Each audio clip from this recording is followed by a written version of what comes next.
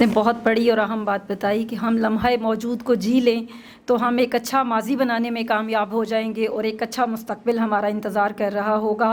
بات صرف یہی ہے کہ ہم ماضی پر پچھتانے اور مستقبل کے فیصلے کرنے کے بجائے لمحہ موجود کو انجوائے کریں اور اسی میں کوئی پروگریسو کام کر لیں تو ہم زندگی میں کامیاب ہو سکتے ہیں۔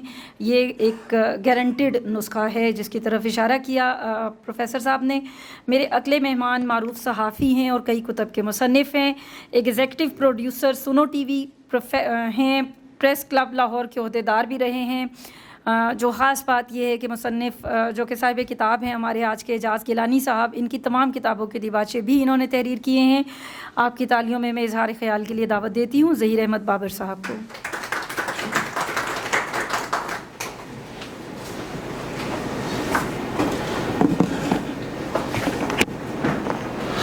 بسم اللہ الرحمن الرحیم۔ السلام علیکم۔ ماحول جو ہے وہ خاصا سنجیدہ ہوا ہے۔ میرا خیال ہے کہ کتاب میں بھی سنجیدگی ہے اور ماحول میں بھی اتنی سنجیدگی ہوگی تو تھوڑا مشکل ہو جائے گا، موسم بدل رہا ہے۔ سب سے پہلے تو میں آپ سب حاضرین کا شکریہ ادا کرتا ہوں۔ سید اعجاز گیلانی صاحب، آپ کا شکریہ اور آپ کو مبارکباد بھی کہ آپ نے اس کتاب کو لکھا جس کی مجھے خود خواہش تھی کہ آپ اس ٹریک پہ آ جائیں اور وہ کہانیاں جو ہم آپ سے سنتے تھے صرف اسے باقی سب پڑھ بھی سکیں۔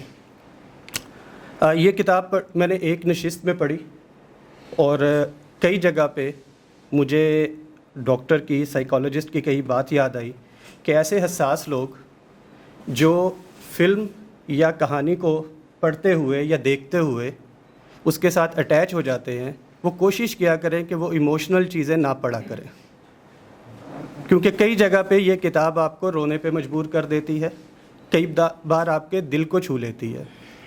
لیکن خاص طور پہ اگر آپ کا کینیڈا کا ویزا پروسیس ہو رہا ہے یا آپ کا کینیڈا کا ویزا آ گیا ہے تو پھر یہ کتاب بالکل نہ پڑھیے گا،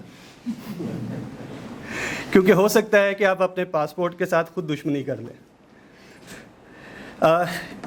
اس کتاب کے حوالے سے بات کرنے سے پہلے، اور اعجاز گیلانی صاحب سے میرا ایک تعلق ہے، ہم کولیگ رہے اور یہ میری آنکھوں کے سامنے ہی سارا پروسیس کر کے کینیڈا گئے، اور جب کینیڈا گئے تو اس کے بعد جب انہیں پوچھا جاتا تھا کہ کینیڈا کیسے جایا جاتا ہے، سب ان سے پوچھتے تھے تو موسٹلی یہ بتاتے تھے کہ وہاں بھی زندگی اتنی آسان نہیں ہے۔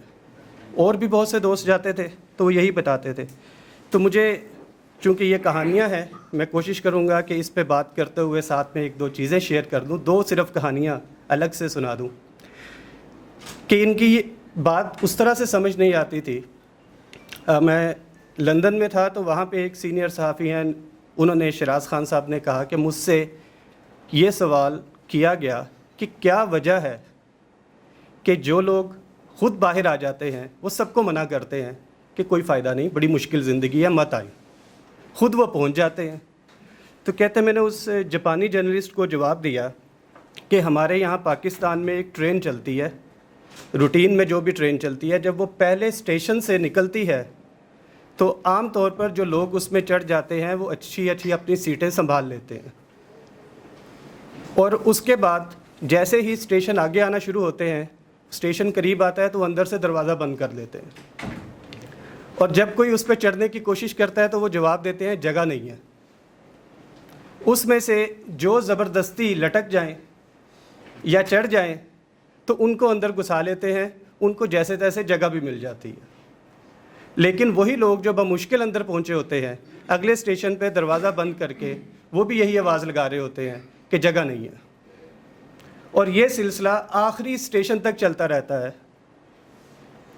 اور یہ کتاب بھی بیسیکلی یہی کہہ رہی ہے کہ کینیڈا میں جگہ نہیں ہے۔ لیکن یاد رکھیں کہ جب کوئی، ہم ہجرت کرتے کیوں ہیں؟ صرف اپنی معاشرت بہتر کرنے کے لیے نہیں کرتے، صرف اپنی معیشت بہتر کرنے کے لیے نہیں کرتے۔ جب بھی ہم کسی ملک میں جاتے ہیں، میرے پاس جب اس طرح کی آپشن یا اس طرح کے دوست آتے ہیں کہ آپ کیوں نہیں جاتے، تو میرا جواب ہوتا ہے کہ مجھے فورتھ سٹیزن بننے کا شوق نہیں ہے۔ کہتے کہ وہ کیسے؟ میں نے کہا فرسٹ سٹیزن تو وہ لوگ خود ہیں، اور ان کی ایلیٹ کلاس ہے. پھر ان میں جو ان کی مڈل یا ڈیلیٹ کلاس ہے وہ ان کی سیکنڈ سٹیزن ہے جن کو بمشکل چیزیں ملتی ہیں. پھر اس کے بعد جو فرسٹ ورلڈ کے لوگ وہاں پہ شفٹ ہوتے ہیں ایکچولی وہ ان کے تھرڈ سٹیزن ہے. تو اس کے بعد ہمارے جیسے ملکوں کے جو لوگ وہاں پہ جاتے ہیں یہ تو ان کے فورتھ سٹیزن میں آتے ہیں. تو چوتھے نمبر کا شہری بننا اور یہاں پہ دوسرے یا پہلے نمبر کا شہری بننا میرا خیال ہے یہ زیادہ ایک بہتر بات ہے. ایک چیز کہی جاتی ہے ہمارے یہاں سے لوگ جاتے ہیں 2 سال کے لیے بیوی کو بتا کے کہ بس 2 سال میں گیا اور آیا, حالات تھوڑے سے بہتر ہو جائیں گے واپس آ جائیں گے. وہ 30 سال جو وہاں پہ رہ رہے ہیں, 40 سال والے بھی رہ رہے ہیں, وہ بھی یہی کہتے ہیں بس 2 سال کے لیے آئے تھے, دل میں سوچا تھا زیادہ سے زیادہ 5 سال. وہ 5 سال ان کی پوری زندگی پہ محیط ہوتے ہیں. اور دوسری بات ان کا یہی ہوتا ہے کہ 5-10 سال مشکل ہوتے ہیں, تو وہ 5-10 سال پورے 10 سال ہوتے ہیں اور اس کو ہر کوئی پورا نہیں کرتا. اور وہ اس کے بعد جاتے ہی جو تصویریں آپ کو لوگوں کو بھیجتے ہیں یا ہم لوگوں کو دکھاتے ہیں وہ تصویریں بڑی خوفناک ہوتی ہیں. اور اس کا جواب پہلی کہانی میں ہی لکھا ہوا ہے کہ جب یہاں سے ان کو ان کے حجام نے کہا تھا کہ مجھے لوٹ لیا گیا, کھیتوں میں باندھ دیا گیا رسیوں کے ساتھ, تو بےزتی بڑی ہوئی ہے, آپ بڑے خوش قسمت ہیں جو کینیڈا میں جا رہے ہیں اور وہاں پہ آپ کے بچے بھی پڑھیں گے.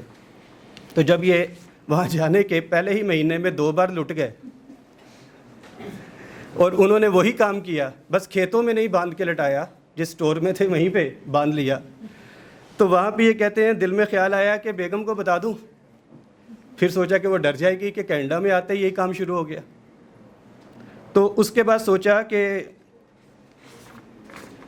صدیق حجام کو فون کر کے بتاؤں کہ کینیڈا بھی اتنا محفوظ نہیں ہے. تو پھر خیال آیا کہ اس کا کینیڈا کے بارے میں بھرم ٹوٹ جائے گا. بس یہ ایک وہ بھرم ہے, یہ ایک بھرم ہے جو کینیڈا کا بھی ہے, جو USA کا بھی ہے, جو UK کا بھی ہے, جو آسٹریلیا کا بھی ہے. یہی 4 ملکوں کے ویزے سب سے پہلے پوچھے جاتے ہیں کہ ان 4 میں سے اگر کسی کا لگا ہوا ہے تو پھر باقی 3 کا لگنا بھی آسان ہو جائے گا, اور باقی دنیا تو ریسٹ آف دا ورلڈ ہے. تو اس پہ ایک سوال ہوا کہ ہم ویسے کیوں نہیں بن جاتے جیسے فرسٹ ورلڈ کے لوگ ہیں, تھرڈ ورلڈ والے ویسے کیوں نہیں سوچتے. تو ان کا فرق ہی یہی ہے, فرسٹ ورلڈ جیسے سوچتی ہے تھرڈ ورلڈ ویسے نہیں سوچتی. ابھی میرے بزرگ محترم نے یہی بات کی کہ صاحب حال جو ہیں وہی ہیں جو اپنے حال میں خوش ہیں اور لمحہ موجود میں رہتے ہیں. تو لمحہ موجود وہی ہیں جو ہم کہتے ہیں یہ بڑے صاحب حال بزرگ ہیں, تو ایکچولی وہ اپنے حال میں خوش ہوتے ہیں, ماضی میں نہیں رہتے, مستقبل میں نہیں فکر کرتے, وہ اپنے ٹائمز جیسے ہم آج کہیں گے پریزنٹ ٹائم میں رہتے ہیں, اور اسی سے ان کی زندگی بدلتی ہے. اس میں کئی ایسے دکھ ہیں جن کو پڑھتے ہوئے بہت سی ایموشنل کہانیاں بن سکتی ہیں. مجھے ریاض بٹالوی صاحب فیچر رائٹر, پاکستان کے سب سے بڑے فیچر رائٹر تھے, مشرق اخبار میں لکھا کرتے تھے. آج کے جو بہت سے آپ کرائم شوز یا ایسی سٹوریز دیکھتے ہیں سچی کہانیوں سے متعلق, تو وہ ان کا کنٹریبیوشن تھا جو PTV پہ ڈرامے کے طور پر بھی بنا کہ وہ خود کریکٹر بن جاتے تھے اور اخبار میں اشتہار چھپا کرتا تھا کہ انہیں ڈھونڈے. تو اس کے بعد انہوں نے کئی بار تو جرم کر کے وہ جیل بھی گئے. وہ داتا صاحب فقیر بن کے بھی بیٹھے اور لکھا کہ پھر یہاں پہ کیا ہوتا ہے. تو وہ فیچر رائٹنگ کی ایک ٹیکنیک تھی. سید اعجاز گیلانی صاحب بھی نوائے وقت میں فیملی میگزین میں فیچر رائٹنگ کرتے رہے, اور وہ اسی صنف کا کمال یہاں ہے. لیکن 20 سال میں یقیناً ان کے پاس 20 کہانیاں نہیں ہیں, ان کے پاس کہانیاں بہت تھیں. اس میں وہ دکھ موجود ہے جو پچھلے دنوں میرے ایک دوست نے امریکہ سے یہ کہا کہ باقی سب ٹھیک ہے لیکن ہم اپنے بچوں کو وہاں رکھ کے دیسی نہیں بنا سکتے. انہیں کرکٹ نہیں سمجھ آتی, پھر وہ بیس بال ہی پسند کرتے. وہ ہم بیٹھ کے پاکستانی چینل دیکھ کے کڑنا شروع کر دیتے ہیں اور وہ کہتے ہیں کہ جب یہاں آ گئے تو پھر یہ پیچھے کو ہاتھ کیوں پکڑایا ہوا, آ ہی جائے. مجھے سب سے زیادہ مشکل وہ آتی ہے جب ہمارے ڈاکٹر, ہمارے انجینئر, ہمارا پڑھے لکھے لوگ اور وہ لوگ جو سب کچھ بیچ باچ کے جاتے ہیں کسی بھی ایسی جگہ پہ جہاں پہ انہیں سیکیورٹی گارڈ لگنا ہوتا ہے، جہاں پہ انہیں ٹیکسی چلانی ہوتی ہے، جہاں پہ ان کو کسی سٹور میں سٹور کیپر کے طور پر کام کرنا ہوتا ہے۔ ہمیں وہ لوگ جاتے کیوں ہیں؟ صرف اور صرف ایک بنیادی چیز انہیں تنگ کرتی ہے، وہ ہے تحفظ کا احساس، کہ احساس تحفظ ہے، وہاں پہ سینس آف سیکیورٹی کہیں نہ کہیں ملتی ہے۔ اور دوسری طرف یہ فکر نہیں ہوتی کہ جو میں کما رہا ہوں یہ اس طرح سے مجھ سے چھیننے کے لیے ہر دوسرے دن کوئی نہ کوئی محکمہ آ جائے گا یا اس کا بندہ آ جائے گا اور وہ جا کے دوسرے کو بتا دے گا اس کے پاس میں لے آیا ہوں، اب تم چلے جاؤ۔ تو وہ کہیں نہ کہیں سگنل کے فقیروں کی طرح کہ ایک کو دے دو تو سب آتے ہیں، تو وہ والی سچویشن میں چلا جاتے ہیں۔ لیکن اس میں آپ کو اس دکھ کا سامنا کرنا پڑے گا، اور اس طرح کی تو کہانیاں ہی کہانیاں ہیں اوورسیز کے پاس جو وہ اسی بھرم کو بچاتے ہوئے سناتے نہیں ہیں۔ وہی کہانیاں کہ وہ وہاں پہ پھر لاوارث ہوتے ہیں۔ بیٹی کو کال جاتی ہے تو وہ کہتی ہے کہ ہم نے تو بہت پہلے اس باپ سے آگ ہو گئے تھے۔ بیٹے کو جاتی ہے تو وہ کہتے ہیں میں تو یہاں پہ ہوں ہی نہیں، بہت دور ہوں، صرف اس لیے کہ وہ جو ایکسپینس ہے وہاں پہ پڑتے تدفین کے اس سے بچ جائیں۔ اور لیکن ظلم تو یہ ہے، یہاں تک کہانیاں سناتے ہیں تو اعجاز گیلانی صاحب کی سمجھ آتی تھی، ہم بھی تھوڑا سا اسی طرح کا تبرہ بھیج کے کینیڈا پہ ہم کہہ دیتے ہیں کہ جی ہم تو جانا ہی نہیں ہے، ہم نے تو ویزا اپلائی نہیں کرنا۔ لیکن مسئلہ یہ ہے کہ جہاں پہ یہ وہاں کا چہرہ دکھاتے ہیں وہیں ساتھ میں یہاں کی بھی ایک شکل دکھا دیتے ہیں۔ جب یہ لاوارث تدفین کی بات کرتے ہیں کہ آپ کو وہاں پہ یہ سچویشن بھی سامنے ہو سکتی ہے تو یہاں کا ذکر بھی کر دیتے ہیں کہ جی یہی اسلامی جمہوریہ پاکستان میں ایک عہدیدار نے جن کو میں بھی جانتا ہوں کہ جب ان سے کہا کہ آپ کو کال آتی ہے کہ فلانے ورکر کے گھر میں تدفین ہو گئی ہے، وہاں پہ دیگے کرسیاں ٹینٹ پہنچا دیں، تو آپ کیسے مینیج کرتے ہیں پورا سال؟ تو انہوں نے کہا جی وہ لاوارث لاشوں کا جو فنڈ ہوتا ہے وہ ایڈجسٹ کر دیتے ہیں۔ تو اس چیز کو کہیں نہ کہیں اگر ہم انڈرسٹینڈ کریں تو اس کا تعلق ایک خودداری سے ہے اور ایک دوسرے کے احساس ذمہ داری سے ہے۔ اگر تو ہم اس اپروچ کے تحت کام کر رہے ہیں کہ ہم منتخب اور چنیدہ لوگ ہیں، ہم کچھ بھی نہیں کریں گے تو ہر چیز ہماری سیٹلڈ ہے آگے بھی اور یہاں بھی، تو خود کو سمجھانے کا یہ ایک انداز تو ہو سکتا ہے، لیکن آگے بڑھنے والی قومیں ایسے نہیں سوچتی۔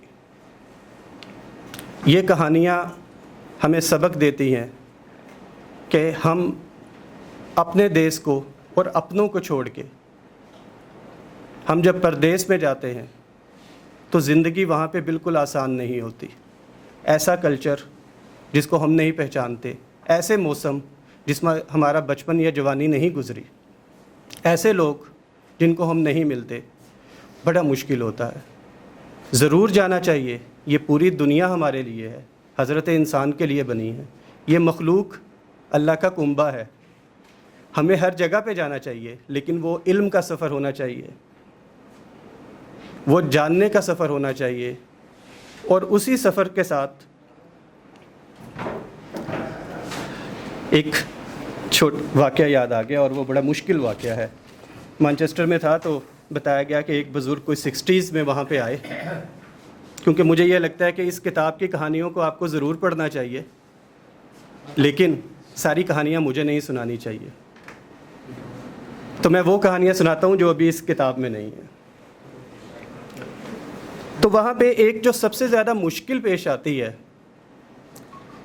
وہ چلیں یہاں کی تہذیب کے مطابق خواتین سے پہلے معذرت کر لیتا ہوں، وہ سب سے پہلے یہ آتی ہے کہ جب وہاں پہ خواتین کو یہاں سے جانے والی شادی کے بعد شعور ملتا ہے تو ان کو وہاں کے قانون کے ساتھ وہ اپنے شوہر پہ اکثر ایک الزام آ جاتا ہے جس کے بعد ان کو پولیس پکڑ کے لے جاتی ہے،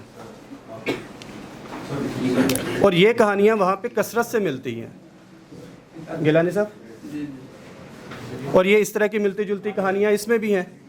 میں نے صرف ملک بدلا ہے، تبدیلی نہیں کی۔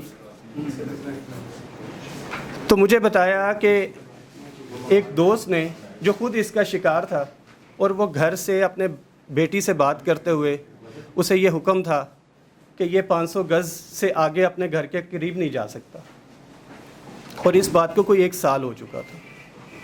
وہ بچوں سے بات کرتا تھا اور کہتا تھا کہ وہ اسے بتاتی تھی کہ بھائی جو ہے اس کی یہ ڈیمانڈز ہو چکی ہیں تو پیسے بھیجیں. تو وہ اوکے تو وہ ان کو ہم گئے ملنے، اس نے برگرز لیے، بیٹے کو دور بلایا، اس کو ملا، اس کو وہ دیے اور واپس ہو گیا. اور اس کی بات میں دکھ تھا بڑا. اس نے کہا کہ یہ جتنے شوق سے میں آیا تھا یہاں پہ اور آپ سب لوگوں کو میں نے بتایا تھا کہ میں یہاں کا سٹیزن ہو چکا ہوں، تو اب یہی دیکھ لیں کہ میں یہاں رہتے ہوئے اب کوشش کر رہا ہوں میں پاکستان سے آیا ہی کیوں تھا. کہتے یہ صرف میرا حال نہیں ہے. 70s میں آیا ایک بزرگ جس کی ہم قسمیں اٹھاتے ہیں کہ اس نے یہاں آ کے بھی صرف کام کیا تھا، کبھی نظر اٹھا کے کسی کو نہیں دیکھا. اس کی بیوی نے اس کے خلاف ہراسمنٹ کا کیس کیا اور وہ کیس چل رہا تھا.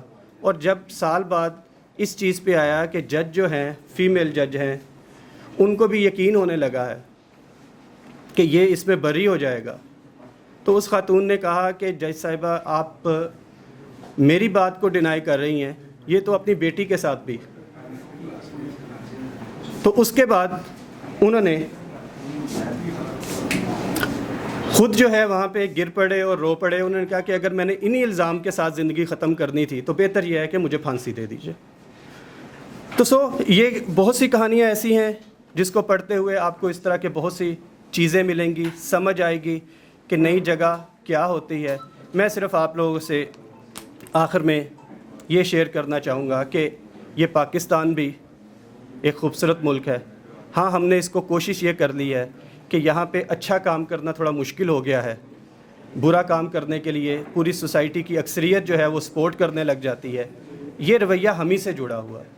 اگر ہم اس رویے کو خود بدلنا چاہیں اور کوشش کریں اور یہ نہ سمجھیں کہ جھوٹ ہی کاروبار کا نام ہے، یا ہر جہاں پہ ہم کام کر رہے ہیں ہم یہ نہ سمجھیں کہ ہمیں صرف جو تنخواہ مل رہی ہے وہ معاوضہ صرف گھر سے آفس آنے کے لیے ہے، کام کرنے کے لیے پیسے لینے پڑیں گے. تو کہیں نہ کہیں ہم بھی اپنوں کو سے دور ہوئے بغیر، اپنے محلوں سے دور ہوئے بغیر، اپنے گھروں سے اور اپنے دیش سے پردیسی ہوئے بغیر ہم پاکستان میں بھی بہت اچھی اور بہتر زندگی گزار سکتے ہیں.